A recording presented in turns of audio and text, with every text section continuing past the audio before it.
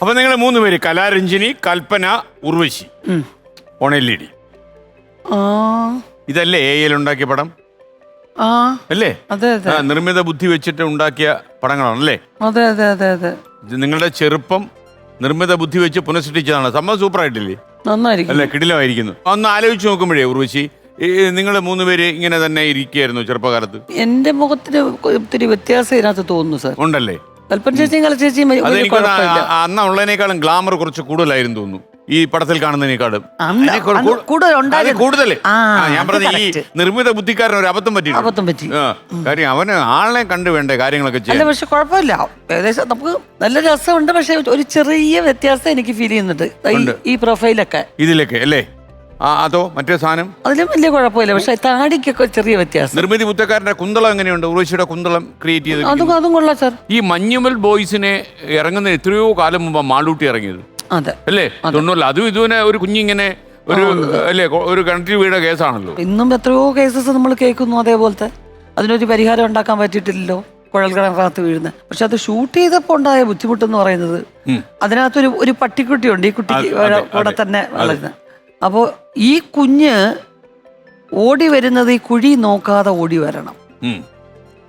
അവിടെ ഒരു കുഴി എടുത്തിട്ടിട്ടുള്ളതുകൊണ്ട് ഷോട്ടിൽ ഓടി വരുമ്പോൾ ഈ കൊച്ചാ കുഴി നോക്കുമ്പോൾ ഇങ്ങനെ ഓടി വന്നിട്ട് ഇങ്ങനെ തന്നെ വീഴണം. ഇങ്ങനെ വീഴുകയല്ല, അങ്ങനെ വീഴണം, ഇങ്ങനെ വീഴണം അത്. അപ്പോൾ അത് അറിയാതെ ആ കുഴിയിലോട്ട് നോക്കുകയാണ്.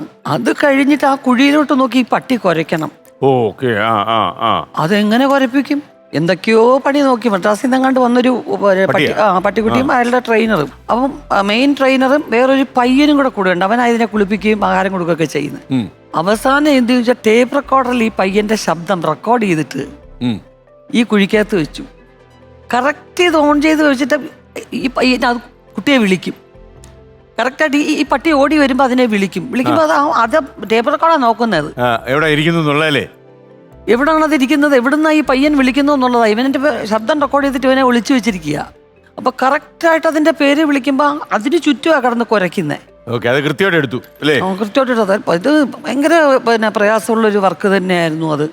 പിന്നെ മദ്രാസിൽ വന്നിട്ട് അതിൻ്റെ ഒരു ടണൽ ഇങ്ങനെ 2ആയിട്ട് കട്ട് ചെയ്തിട്ട് അതിൽ ഈ കുട്ടി ഇരിക്കുന്നതും ഒരു വേരിനകത്ത് കുടുങ്ങി കുട്ടി ഇരിക്കണം അതിനകത്ത്.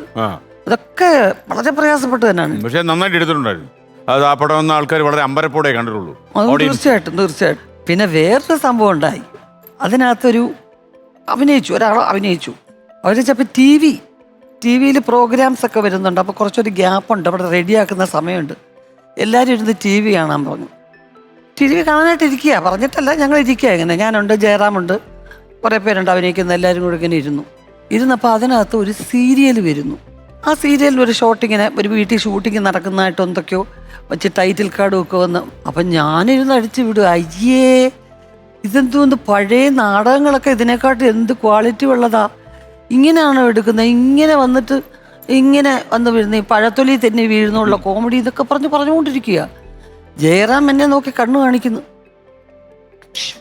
എന്നൊക്കെ കാണിക്കുന്നു. എനിക്ക് മനസ്സിലാകും. ഞാൻ പറഞ്ഞു, എന്താ ജയറാം മിണ്ടാതിരിക്കുവോ, കുറേ നേരമായില്ലേ പറയുന്നത്, കാണട്ടെ.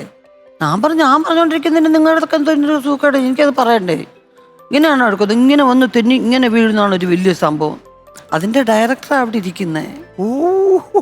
അറിയാൻ വയ്യാതെ ഞാൻ അടിച്ചു വിട്ടോണ്ടിരിക്കുക. അങ്ങനെ അറിഞ്ഞിട്ട് ഭാവിക്കുന്നില്ല, ഒന്നും ഭാവിക്കുന്നില്ല, വികാരമേ ഇല്ല. TV കണ്ടോണ്ടിരിക്കുകയാണ്. ഒത്തിരി കഴിഞ്ഞപ്പം ഇവിടുന്ന് ജയറാം പതുക്കെ എണിച്ചു പോയി ഷോട്ട് റെഡി എന്നും പറഞ്ഞ് എന്നെ വിളിപ്പിച്ചു. അങ്ങനെ ഞാൻ അങ്ങോട്ട് പോയി. അവിടെ അങ്ങോട്ട് പോയപ്പം ജയറാം പറഞ്ഞു, തലയ്ക്ക് വെക്കത്ത് വിവരം വല്ലതും ഉണ്ടോ? ആ തൊട്ടടുന്ന മനുഷ്യനാണ് എൻ്റെ ഡയറക്ടർ. എത്ര നേരമായിട്ട് പറയുന്നു, 1-2 വാക്ക് പറഞ്ഞ് നിർത്തിക്കൂടെ? പഴത്തൊലി തെന്നി വീണു, ഇങ്ങനെ ഇവിടെ ഇങ്ങനെയാണോ എടുക്കുന്നത് എന്നൊക്കെ. ദൈവാധീനം അങ്ങനെ ചോദിച്ചല്ലേ ഭഗവാനെ. അത്തരം അബദ്ധങ്ങളൊക്കെ ആ പ്രായത്തിൽ നമ്മൾ അറിയാതെ പറ്റും.